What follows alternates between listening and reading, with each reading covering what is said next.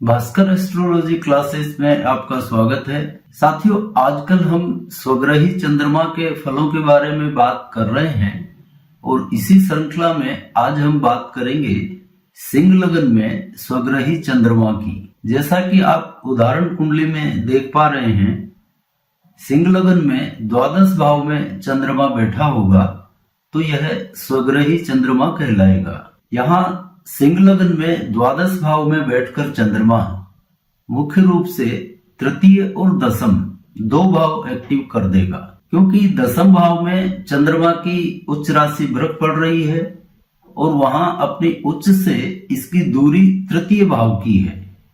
फलस्वरूप यह दोनों भाव यहाँ पर एक्टिव हो जाएंगे। अब दूसरी तरफ देखें तो चतुर्थ भाव में चंद्रमा की नीच राशि वृश्चिक पड़ रही है, तो चतुर्थ भाव भी यहाँ पर डीएक्टिवेट हो जाएगा और अपने नीच भाव से चंद्रमा की दूरी नवम भाव की है, तो नवम भाव भी यहाँ पर डीएक्टिवेट होगा, यानी चतुर्थ और नवम दोनों डीएक्टिवेट हो जाएंगे। अब यहाँ कुल मिलाकर हम देखें तो सिंह लगन में द्वादश भाव में बैठा हुआ चंद्रमा तृतीय और दशम ये दो भाव एक्टिव कर देगा और चतुर्थ और नवम ये दो भाव डीएक्टिवेट कर देगा। यहाँ पर तृतीय भाव एक्टिव है, इसलिए जातक इस चंद्रमा के दशा काल में मेहनती और परिश्रमी तो होगा ही, ठोस खान पान का भी शौकीन होगा।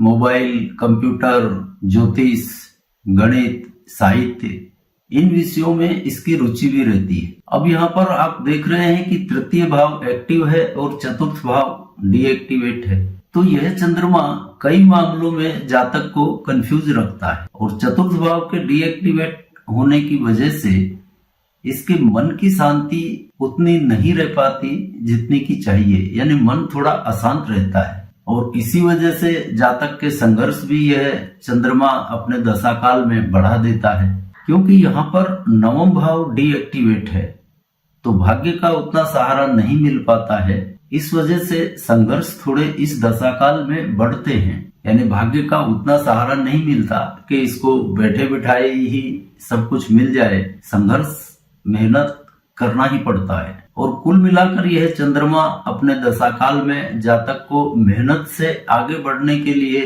प्रेरित भी करता है। और मान लीजिए आपको भी इसी चंद्रमा की दशा चल रही है तो भाग्य भरोसे बैठे रहने की बजाय थोड़ा मेहनत करेंगे तो ज्यादा अच्छा रहेगा। मेहनत को दैनिक जीवन में थोड़ा ज्यादा शामिल करें और मेहनत करेंगे तो फिर यह चंद्रमा कोई खराब फल नहीं दे पाता है।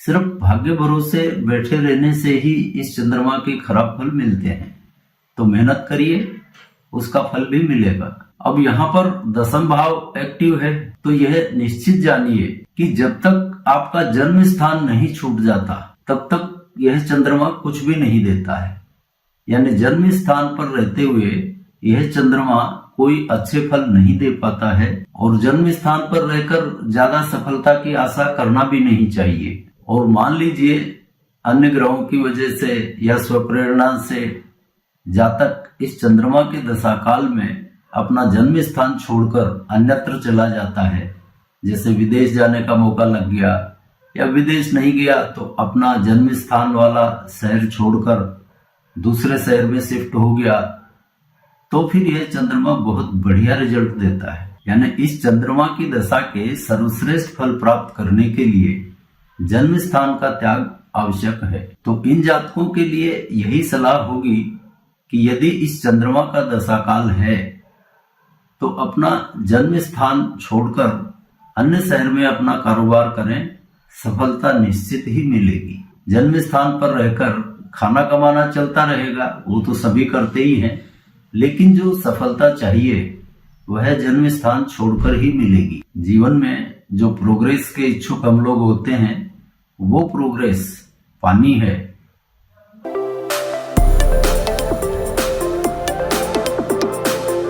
तो आप दूसरे शहर में शिफ्ट होने का सोचें। अब यहाँ तक हमने आपसे सिंह लगन के स्वग्रही चंद्रमा के कुछ फलों के बारे में बात की। अब हम आपसे एक सवाल पूछते हैं, क्योंकि अभी तक आप में से जिन भी लोगों ने हमारे सारे चैप्टर्स देखे हैं उनको इसका जवाब पता ही होगा। और यह कोई हाइपोथेटिकल क्वेश्चन नहीं है, बल्कि सही सवाल है। और आपने यदि हमारे चैनल के सभी चैप्टर्स देखे हैं तो आपको इसका जवाब भी पता होगा। और यदि आप लोग इसका जवाब नहीं दे पाते हैं तो अगले चैप्टर में हम आपको इसका जवाब भी अवश्य देंगे। अब आप ध्यान से सुनिए। हमने अभी तक आपको इस चंद्रमा के जो भी फल बताए हैं उसके अलावा भी यह कुछ फल और देता है। अब हम आपको बता देते हैं कि वो और फल क्या होते हैं। यह चंद्रमा इन जातकों को, यानी जिनका सिंह लगन में द्वादश भाव में स्वग्रही चंद्रमा बैठा है, उनको नौकरी में सफल नहीं होने देता है। ये लोग सफल होंगे, यानी मनोवांछित सफलता इनको मिलेगी तो वो इनके स्वयं के कारोबार में ही मिलेगी। और नौकरी से यह खाना कमाना भले ही कर लें, लेकिन धन की मात्रा उतनी नहीं होती है। नौकरी करते हुए धन इनको चाहिए तो वह व्यापार से ही मिलेगा। अब मान लीजिए यह जातक विवाह की उम्र में है, यानी इस चंद्रमा का दशाकाल जब शुरू हुआ तब यह जातक विवाह की उम्र में है, यानी इसका विवाह होना है, तो यह चंद्रमा विवाह में विघ्न पैदा करता है, यानी आसानी से विवाह नहीं होने देता।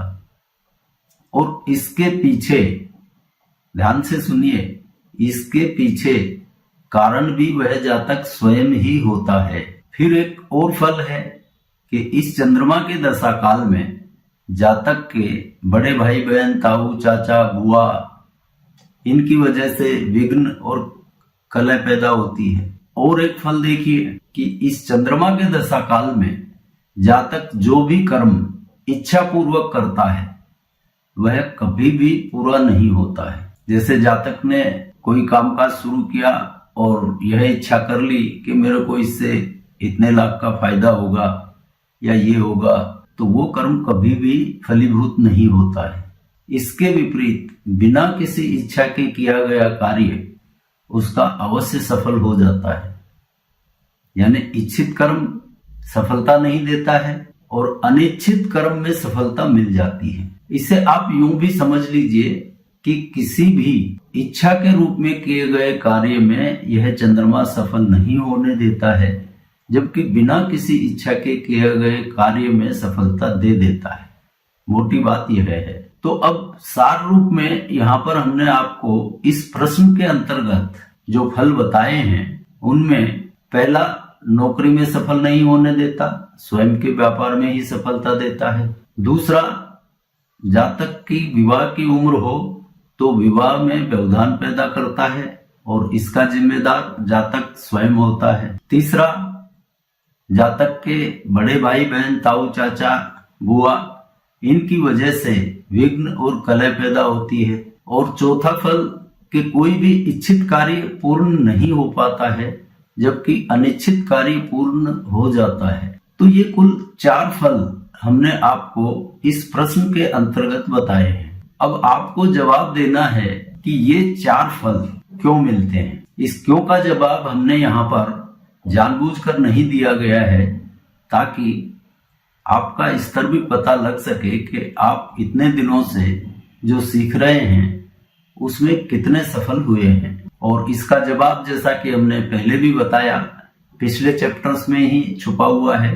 और एक निवेदन यह है कि जो भी जवाब आपको देना हो वह आप कमेंट में दीजिए। कुछ लोग हमको व्हाट्सएप पर सवाल जवाब करते रहते हैं तो हम उन पर ध्यान नहीं दे पाते हैं, क्षमा चाहेंगे।